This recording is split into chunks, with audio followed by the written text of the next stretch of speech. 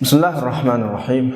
Elhamdülillah ve salatu vesselamu ala Rasulillah ve ala alihi ve sahbihi ve men vala. Amma ba'du. Hurmatli sahabaqdaşlar, bugün dersimiz şu aldanqı dersining davomi bo'ladi. Biz ilgirki dersda istiara haqida so'zlab kelib, istiaraning aqsamlari, ya'ni turlari haqida ketayotgan. Istiaraning turlarini aldingi soatda deganimizdek, shu ma'lum e'tiborlar bilan bir necha xil turga hisobda 9 turga biz darsning boshida deb o'tgan aldingi soatlik darsda istiarani ikki taraf e'tibori bilan mumkin, mumtani, jami e'tibori bilan daxiliya, xorijiya, ya'ni shu jami e'tibori bilan ammiya, xassiya deb ikkiga bo'lib kelgan. Ham bugungi darsda shu istiaraning taqsimotlarining bu qismlarining oxirisi bo'ladi. Abturin davatudu تنقسم الاستعارة باعتبار أركانها الثلاثة إلى 6 أقسام. استعارة özünün 3 erkan itibarında. Adet istara 3 asasi bilekten tarifte sözü gelmez mi biz? Yani istarada musta'arun minhu, musta'arun leh ve musta'ar. Lafzul musta'ar.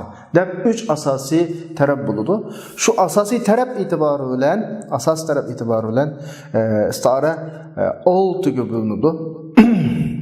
Birincisi iki tarafı hissi, oturduğu cami hem hissi. Yani musta'arun minhu mu hissi, musta'arun leh mu hissi, oturduğu cami. Yani asildeki vecih şebeh mu hem mu hissi. Mesela فَأَخْرَجَ لَهُمْ عَجِلًا جَسَدًا لَهُ خُوَارِ degan ayette bir ibara var bu yerda. Acillen degan bir ibara var.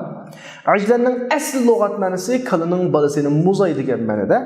Hozir ishlatilingan ma'nosi qilining bolasi emas-ku, muzay emas-ku, faqat avlani ozdirish uchun yasalgan bir qili shakllik hayvonni yasalma hayvonni ko'rsatdi. Yani zibuzinat oltin kumushlardan yasalgan hayvonni.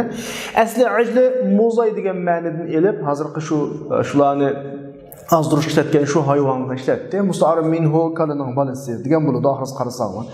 Musta'arullah yani şu Qibtinin zibuznatlardan Allah yaratıp bergen haliqa hayvan. Oturdaki ortak nokta, birisi o'xshaydigan nokta shakli o'xshaydi.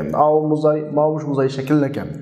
Hammasi meyli qilining bolasini muzay olsun, meyli hozirgi ularni azdirayotgan haliqa hayvan bo'lsin va yoki ikkisi oturdaki shakl jihatga o'xshashlik hammasi tuyg'u vasitasi bilan bilinadigan uqumlar. Bu bir türe. İkinci türe, iki tarafı hissi yoludu, cami akli yoludu. Yani iki tarafı tuygu bilen bilinadigan, quladigan. Ama cami oturdaki ortak noktasını ve şebeh demekçi. Bu oylanış arqılıq bilinadigan uqum yani uqum. İki tarafı sizim, cami nemo uqum.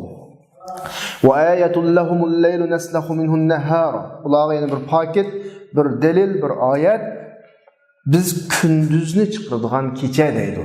Kechini qanday qilib kunduz qildik? Bu haqda o'ylanib baqish kerak insonlar degan oyatda. Bu o'rinda istiara naslahu degan fe'lda. İnşallah buni so'zlaymiz. Sal turib adad istiaralar fe'ldami bo'ladi, ismdan bo'ladi emasmi? Asli salaha lug'at ma'noda hayvonlarni o'ltirib tirisini so'ygan vaqtda tirisini so'yish. Ma lug'at ma'nosi, ya'ni musta'arun minhu ma'wa. Hozir ishlatgani keçinin gündüzge özgürgen haleti. Yani keçe bir taraftan yürüp akırıp ketken halet. Xuddi qo'yning tirisini bir taraftan suyup chiqarib o'tgandek. Qo'y asa qora qo'y bo'lib qolsa, masalan qora rangli qo'y deyli, tirisini suyup chiqargandan keyin go'sht boshqa rangda ko'rinadi. Bir tarafdan bo'ladi. Xuddi qorong'u, bir tarafdan aqrib kunduz bo'lgandek masalada. Yani bu yerdagi musta'arun minhu terininki qo'yning bo'ynidan qana qilinishi, ajratilishi, yani so'yilish demekçi-de.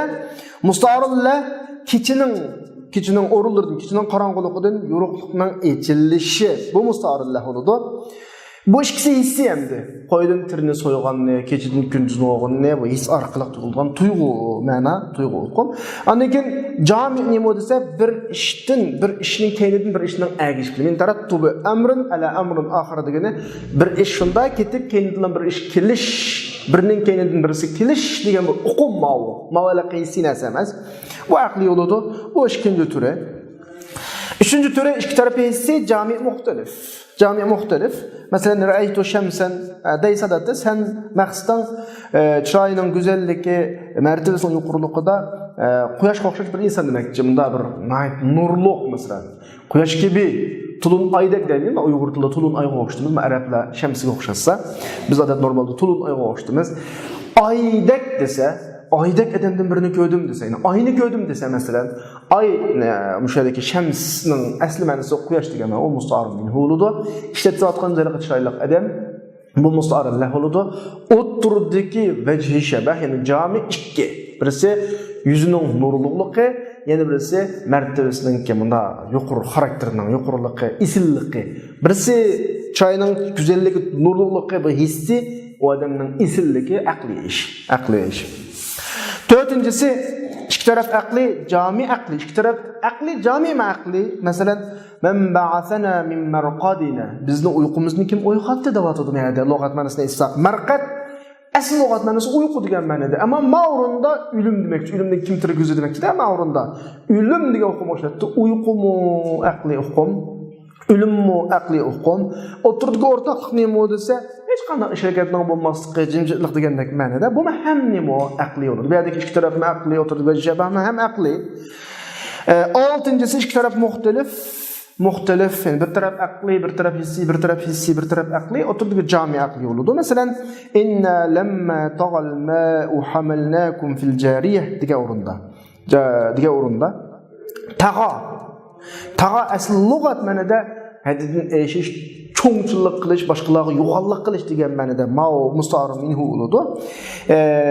Hozir ishlatgan ma'no sunun ko'payib ketishi degan bo'ladi. Bu musta'ar lah oludu. Mutakabbirlik aqli oludu, sunun ko'payib ketishi hissi oludu. Ham ikkisini o'rtaqligi bo'lsa, hadidin eshib ketgan yo'g'onab ketish. Istila mufrad. Bu bir odamning o'z haddidan eshib ketgan holatini aql orqali bilinadigan narsa. Bu aqli oludu. Bu bir taqsimot hamda isti'araning bir taqsimoti. Undan keyingi bir taqsimoti biz oldin soat deb o'tgan sizlarga bu asosan isti'araning bu e'tiborlar bo'lgan taqsimoti bilib o'tsak bo'ladigan ahvollar, yani bizga nisbatan misollarni to'liqlaydi, isti'ara haqida tushunchamiz kengaydi. Masalan, asosiy mazmun oldin darslarda o'tgan. Şunu tezroq ketib boramiz. Isti'ara labzi e'tibori bilan, isti'ara ishlatiladigan so'z e'tibori bilan ikkiga bo'linib, birisi asliya, birisi tabiiy. Asliya deganimiz labzi ismi jinsi bo'lsa, masalan, asli tashbih degan shu ismi jinsi bo'ldi emasmi? Labzi ismi jinsi bo'lsa, masalan, asad, fe'lga o'xshash, mushabbahun bi. Chunki ma'lum bir sifatda xarakterida o'xshaydi-da, uni xarakter asosan ko'p hollarda nimada bo'ladi? Ismi jinslarda bo'ladi.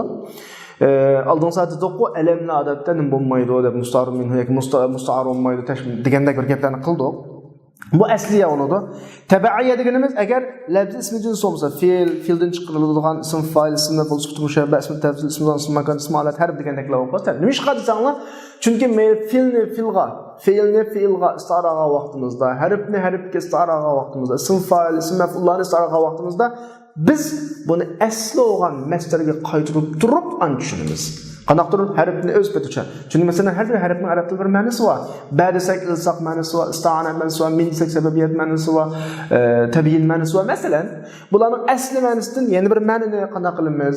O'ylab turib, demak, harfga isti'aralanmaydi. Balki harfning ifodalagan ma'nosi ifodalagan yana bir ma'noga isti'aralanadi. Fe'ldan isti'aralanmaydi mohiyatda.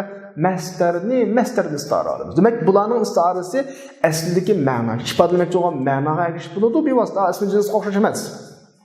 Fe'ldan isti'ara qilgan vaqtida masdarni asos qilamiz. Harfni isti'ara vaqtida harf ifodalayotgan ma'noni asos qilamiz. Demak, bularning isti'arasi bular ifodalayotgan ma'no yoki fe'llar, ism fa'illar, ism maf'ullar, sut mushabbahlar chiqarilgan masdarni asos bo'lg'achqa bu yerdagi isti'ara ergashma xarakterdagi isti'ara bo'ladi. Mesela misal desek fe'ldan chiqariladigan ism fa'il, ism maf'ul, sut mushabbah, ism tafsillardagi tashbih masalan masdarning ma'nosiga bo'ladi. Asli masdarning ma'nosini asos qilib turib bo'lamiz bu yerdagi isti'arani. Tashbih deganimiz shu. Harfdagi tashbih uning ma'nosidan mutaalliqligini harf ifodalayotgan ma'noga qarab bo'ladi asli. Demak, harfdan isti'ara oldi degan gap, ma'nosini isti'ara degan gap, harf ifodalayotgan ma'no. Masalan, Zaydun fi ni'ma desa, Zayd fi ni'ma deganda fi yeni bir narsani istarag'lı. Asl fi ifodalayotgan ma'no bir narsaning zarfiyatligini ifodalaydi. O yani bir odam Zaydun fiddar desa uyning ichida atrofni qurshab turadi. Ni'ma desa ne'matning ichiga kirib ishni yepatlamaydi. Ne'mat degan undalik abstrak haliqimda aniq hissiy hukm emas ne'mat degan. Balki bu yerda bir tashbih bor. Bir adamning ne'matga erishganligi, atrofning ham ne'matni qo'rshab turganligi, uning atrofini tomlari bilan qo'rshab turgan bir uyga. Shundami? Ma'no o'qitib turib bo'layotgan ahvolda bu qadar bo'ladi. Ya'ni harflardagi istara harfning o'zida emas, harf ifodalayotgan ma'noda bo'ladi. Unda olganda nataqatul hal bikaza val halu natiqatun bikaza. Ahvoli shunda so'zladi. Ahvol shunda so'zladi degan gap, ahvol degan tili yo'q. Nataqat degan fe'lda istar va mavrunda. Ammo nataqaning istarasini dal nutqiga dalolat qilish degan, dalolat qilish. Qaranglar, mastirga olamiz istarni. Mastirga. Masalan, faltaqatahu ala fir'aun yakun lahu ma'duwa wa huznadaki lam ta'lil desak. Liyakun asl lug'at ma'nosi lam ta'lil. Ya'ni qandoqdir Fir'aun Musa alayhisalomni o'zga dushman bo'lishni maqsad qilib qo'ygandek ma'no bor normal aytsak. Ammo bu unda emas. Shu ma'noni yana bir ma'noga istarlamizki, masalan, odatda bir tijorat qildim. Tijorat qilib bo'lib, bir mo'jiz ziyon tortib, andan keyin quruq qo'l kelsam, menga boshqalar, mashta ziyon tortimiz deb qilganmi tijoratni degan gap. Ziyon tortimiz deb qilganlar tijoratni desa, ziyon tortimiz deb qilganlar tijoratni degan vaqtda xuddi men bir mo'jiz pullarimni ziyon qilib tashlab o'tay deb tijorat qilgandek ifodalanadi. Mohiyatda unda emas degani. Demak, qilgan tijoratning oqibati mana bu bo'ldi demakchi. Xuddi yer Fir'aun Musa alayhisalomni o'ziga dushman bo'lsin deb beqvoqandek shaklda ifodalab nododi mana ko'rdingmi? Allohning taqdiri hamidan ustun. Musoni beqvoldi bola qilamiz deb oxirida natijada oqibatda o'zginim bo'ldi, dushman bo'ldi degandek hukm demak, oyatdagi lamning aslidagi sabab, maqsad, g'oya degan ma'nosi natija ma'nosiga istoralandi. Lam istoralandi. Ya'ni lamdagi istora hisobda lam dolmasdan lamning tigidagi ifodalayotgan ma'noda bo'ldi-da masalan. Ya'ni bu yerda adovat, huzni uni suzib evib bo'lgandan keyin deb maya gapiramiz uni. Bi illatil g'oiba yo'q g'oyib bo'lgan illati bilan g'oyib nima demoqchi desanglar, lamning ifodalamoqchi bo'lgan ma'nosi aslida muddao, nishon, g'oyani ifodalagan bo'lsa, endi kelib oqibat natija degan ma'noni ifodaladi. Bu istara ma'nodan ma'noga ko'chdi. Undaganda harflardagi, fe'llardagi istara shuning o'zida bevosita olmasdan yo mastirida yoki harflar ifodalayotgan ma'noda bo'ladi demoqchilar bu yerda. Endi biz qaysi kuni istiaralarda dalil bo'ladi, bir dalil bo'lmasa istaraga tushunga olmaydigan. Masalan, yuqorqi olgan misollarimizdagi dalil nima desa, fe'llardagi va fe'ldan chiqarilgan istaralardagi qarayni fa'ilga qarab turib, fe'lning asli ma'nosi emas ekanligini bilib olamiz. Masalan, nataqatul hal desa, hal degan so'zni dedi, siz so'zlaydigan odamning tili bo'ladi. Hal degan tili yo'q-ki. Nataqatul hal emas. Yoki maf'ulun bihi qoladi, tuandagi shirda جمع الحق لنا في إمام قتل البخل وأحيا السماء قتل بخل وأحيا السماء haq biz uchun bir imomda jumi'al haqqu bir yerga keldi bir imomda bu bizga munosabatsiz bu bexillikni o'ltirib kangirlikni kang qo'saqlikni tirgizdi desa qarasak o'ltirish bexillik maf'ulun bi asl o'ltirish degan jinvonasi ishlatilgan narsa. Buxlini o'ltirdi desa, buxl degan yo'q qo'yamas-ku uni bo'g'izlab o'ltiradigan, uni jini chiqadiganga. Qarab deganda, bu asli o'ltirilish emas, kelmaydigan narsaga o'ltirish iboratini ishlatilib bo'lib beqilganga qara-qarada, bu yerda bir men istorlar ekan deb tunaymiz. Samah ham o'xshash. Ya'ni qatala bilan ahyaning musta'ar ekanligiga dalolat qiladigan dalil ikki fe'lni buxl bilan samahga isnot qilganlik. Mana maf'ulun bihi qarab bilan bilib olamiz. Ondan başqa yana bir misal ko'raylik. Lam talqa qawman hum sharrun li ikhwatihim minna ashiyatan yajri bid-dam al-wadi naqrihim lahdamayatin naquddu biha ma kana khata alayhim kull zarradi desa. Sen deydi shundaq bir qavmga uchrab baqmadingki, ular o'z qarindishiga bizda yaman, bizda mo'minda shiddatli qavmni ko'rib baqmading sen. Bu qavm, mush qavm vodiy kan bilen mağdıgan degene näge was işlerip bunu öldürüp mağdıgan bizni görüp bakmadan la nakrihim biz ularni şundaq neyzile bilen mehman qılymız ki çok koymaz o neyzile bilen deydi. Ma kana khata alayhim kullu zarati her qanday tikip bergendigini sağı dubulgunu her qancha için kirvason biz neyze qilgan tiqib sanchib öldürüp bitimiz onu davadı. Müşede nakrihim asl mehman qilish go'shkavob bilan bu yerda ularni lahzamiyatla mehman qilamiz deyapti. Qaranglar, mehman qilishni lahzamiyat qismida tiqib qo'yganligining o'zi istar ekanligining isboti-da bu yerda. Akasina mehman qilib uni toza toyoq to'qmoqlar degandek gaplarni bo'chu. Ve ondan başka istiarının qarinəsinin orbitisi aylanadigan tarafından tapılıldıgan qarinəsi fil ve fildən çıxırılğan nəslərdə bulundu. Yani fildən çıxırılğan nəslərdəki istiarının qarinəsinin mədarı, yani aylanadigan tarafları məcrurda bulunduğunu məcrurun qarab turib bilib olarıq. Fəbəşşirhum bi'azabin alim desə, ular xoş bişarat bilan bir xoş xəbər bilan dəmtiki deb tursa, azabın alim bilan deb bəşşirninki istiar ekanligini azab qarablan bilib oldu. Azabni tilg'aganligi Bashirninki istar ekanligini bilsa, dalalat masalan. Tamam, bu mu oxirlashdi. Yani o'zimizning gapiga kelsak, istara yana boshqa bir e'tiborlar bilan endi. Har xil e'tiborlar bor emasmi bu yerda? E'tiborlar bilan nechaga bo'linadi? Yana 3 qismga bo'linadi. Birisi mutlaqa, yana birisi mujarrada, yana birisi murashshaha deb 3 ga bo'linadi. Mutlaq o'zining ismidan chiqib turibdi. Ta'kiddan xoli degan ma'noda.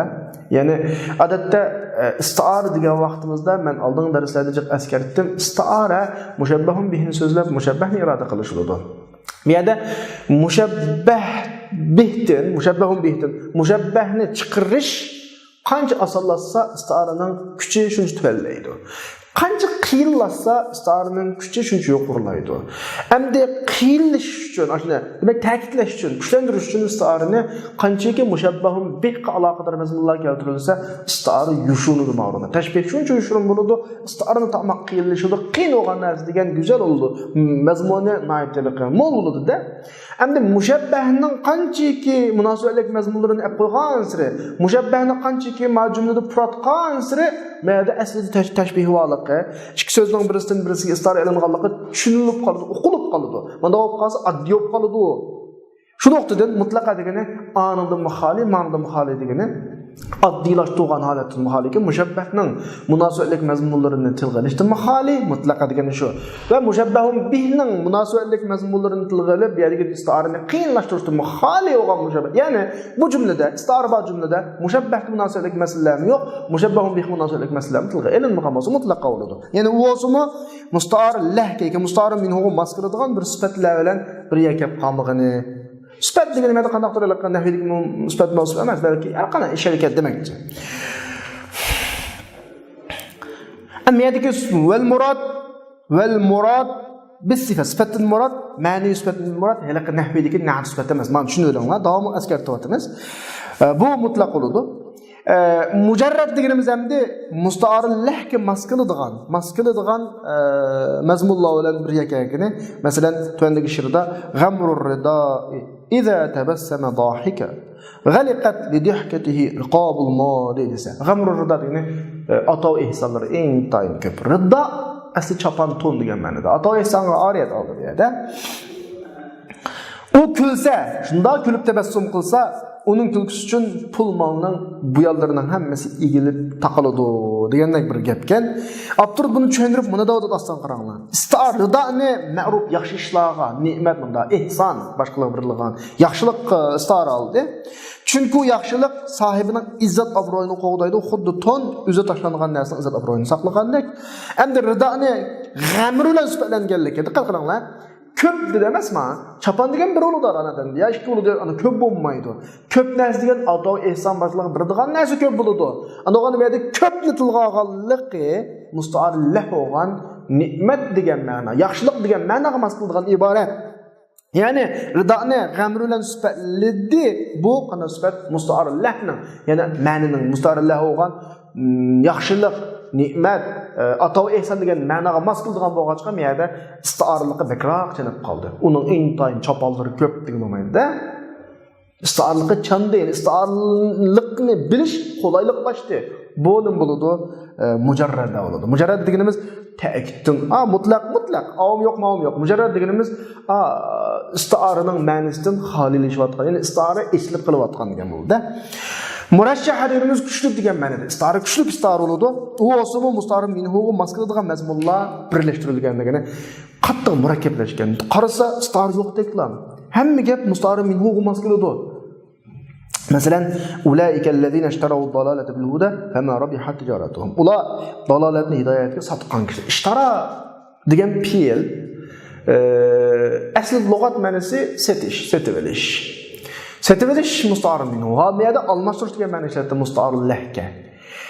Keynidagi fama rabihat tijaratuhum degani musta'ar minhu bo'lgan setibelish, setish degan o'qimga mos keladigan bir o'qim. Bu qarasak xuddi so'z ishtaraning shu setibelish degan ma'nosi kelgandek. Lekin amaliyoti buning ma'nosida istabdala ma'nosida fama rabihat tijaratuhum degan bilak ma'noning isti'ara ekanligini bilishni taslashtiradi. Ya'ni isti'ara murakkablashdi, ta'kidlandi. Yani şira'ni istibdalga ixtiyor istibdalga oyat oldi. Andikin bununla musta'ar minhuga mas qiladigan foyda, tijorat qatorliq bular hammasi shira'ning munosabatlik masalalar emasmi? Mushuni akib far'iy shaklda qo'shib shaq chiqib qo'ydi. Bu ma'astarini tarshih ta'kidlaydi yani. Hani ba'zida tajrid bilan tarshih cho'g'ilishib qoladigan bir istorada ham musta'arlarga munosib keladigan mazmun tilg'anadi, ham musta'ar minhuga munosib keladigan mazmun tilg'anadi. Masalan, Zuhayr ibn Abi Salma al-Muzanining tuandagi shirisida lada asadun shakis silahi muqazzafi lahu libadun azfaruhu lam tuqallamid saqaskan tarjima qilgan bu shir. Men qurallari to'liq etilib turadigan bir shirining qashidaman, arslanning qashidaman. Buning yaylari va tırnaqlari qanaqlanmagan, elinmagan, kesilmagan degan ma'noda. Mishada asad isti'ara, rajul shujahqa isti'aralangan. Qarasak bu beytda bir qarasa tırnaqlari elinmagan degan gap asadning musta'ar minhu bo'lgan shir degan ma'nosiga mos qiladigan iborat. Shakis silah qurollari to'liq desa, shir deganning quroli olmaydiganki, bu musta'ar lahu bo'lgan qahramon botir deganga mos qiladigan. Demak, bu jumlada musta'ar minhu mas qiladigan mazmunlarmi bor musta'arlar. Demak bu ham mujarrada ham murashshaha. Ya'ni shakis silah muqaddam degan tajrid, chunki u musta'arlarga mas qiladigan narsani tilga oldi, mushabbahga ya'ni.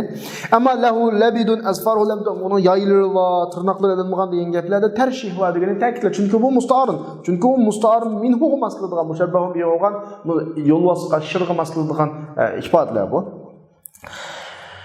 Endi shuning uchun 3 xil isti'ara bor dedik yuqorida, mutlaqqa, mujarrada, murashshahda. Buning ichida eng qiyin tas cho'ngildigini, ya'ni isti'ara ekanligini, chunki men isti'ara degan nima desanglar, jonlantirish, gapni mubolag'a qilish, qanchalik gap amaliy gapdek tuyg'u bo'lsa, bu anda ko'chman ishlatilgan emas degandek tuyg'u bo'lsa, shuncha kuchli bo'ladi. Buning ichida tarshih eng kuchli bo'ladi. Shu avtorim davotida tarshih musta'ar minhuga munosib bo'lgan mazmunni tilga oladigan tarshih mutlaqa bilan tajriddan qarag'an vaqtda ablag degani texmo balog'atlikroq mazmunroq chiqdi. Chunki bu tashbihdagi mubolag'ani ro'yobga chiqishni o'ziga olganki, bu yerda tashbih yo'qdek. Bu raslan bir yo'lvosning gapini qilayotgandek, raslan bir tijoratning gapini qilayotgandek bayatgan misolda bu o'qim bor bu yerda. Shunga buning asosi nimaga asoslansa tashbihni unutgan. Xuddi tashbih yo'qdek bu yerda.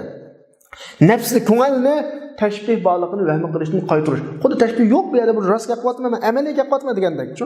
Hattoki shu darajadagi martabaning ustunligi haqidagi gap, martabaning o'rnining ustunligi haqidagi o'rniga qo'yilganki, mavdi'ahu. Gap martaba to'g'risida, ammo bu yerda isti'arani shunchalik tarshih qilib, ta'kidlab, gap xuddi haqiqat bo'layotgandek holatga akeldikki, nimada qilayotgandek, o'rinning ustunligi haqidagi bo'layotgan gap, makonning ustunligi haqida bo'layotgan gap tek tuyg'uradigan mundaq darajaga berib turdi. Masalan, tuandagi Abu Tammomning so'zida va yas'ad hatta yazunnul jahul bi anna lahu hajatan qilmaga. O öğrüler. Buradan mertebesinin ölügünü gösterip, hocam yaman derecesi eşip yuğunap bu hemeden çoğun bilip bunu yuğunap gitti. Hatta nadan adamla asmanda bir iş var mı kadar mı oylap kalkıdık derecede. Anlamaya da asli yasaatının özünden istiara. Yasaat orundaki örleşki işletildiğin piyel, mertebedeki örleşki işletildiğinde istiaraten cümlenin ahırısta murashshahaning murashshahaning nimelerini akeldi. Murashshahaning maskıldıgan yani musta'arib minhu maskıldıgan mazmunlarni akep qo'yib, hattoki xuddi bu yerda amaliy osmonga chiqayotganda bir xil tuyg'uni berdi. Istari emasdeklam tuyg'u, amaliyot osmonga chiqqan emas u. Yani mujnunga o'xshash va nahu hada ma marra ma'ana. Mujnunga o'xshash yuqoridagi hayron qolarlik. Qamat tudalliluni min ash-shamsi nafsun alayya min nafsi degan she'rlardagi la ta'jubu min ghilalati min bila ghilalati qad zurra azraruhu ala al-qamar degan she'rdagi ta'jubni mushlarning hammasi mushunga o'xshash tashbih yo'q bu yerda. Men amaliy gapni qilyapman. Men gapni qilyapgan bir quyosh, men gapni qilyapgan bir oy degan hukmlar hammasi shu. وإذا جاز البناء على الفرع مع إطراف الأصل degani hamda istiara degan nima desanglar bu asli unda emas deb turib yeni bir narsaga ishiltishamdi. Bu adamlikni itrof qilib turib quyosh iboratlarini ishiltish, adamlikni itrof qilib turib yo'lbos iboratlarini ishiltish to'g'ri o'g'ayada buni adamlikka mayli mubolag'atan bo'lsin, iddaom bo'lsin yo'qolib turib, tashbih yo'q deb turib, shunami? Bu degan ras yo'lbos, bu degan ras quyosh degandek bunday ishiltish tabiiy to'g'ri-da u. Yani aslini itiraf qilib turib far'iga bino qilingan gapni far'iy asosida qilish to'g'ri o'g'ayada Abbos Nahnamonsiga o'xshash. Masalan, tundagi she'rda shuqa yashamsu maskanuha fis-sama degan bir quyosh, uning o'rni osmonda. Fa'azzal fuada azaan jamila falan tastati alayha as-su'uda wa lan tastati alayha nuzula. Fuad yurakni nayti yuqru azzat nadir oldu, kam bo'ldi, kuchlandir degan ma'nosi bor.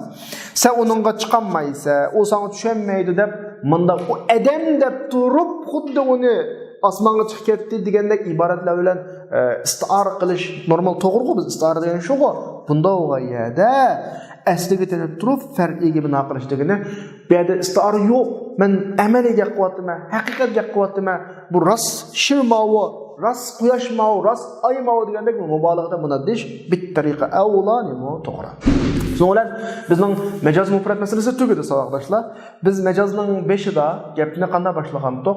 Majoz ikkiga bo'linadi. Mufratda va murakkabda deb. Mufratda va murakkabda. Mufrat deganimiz so'zlarda bo'ladigan majoz. Mayli istara bo'lsin, majoz mursal bo'lsin.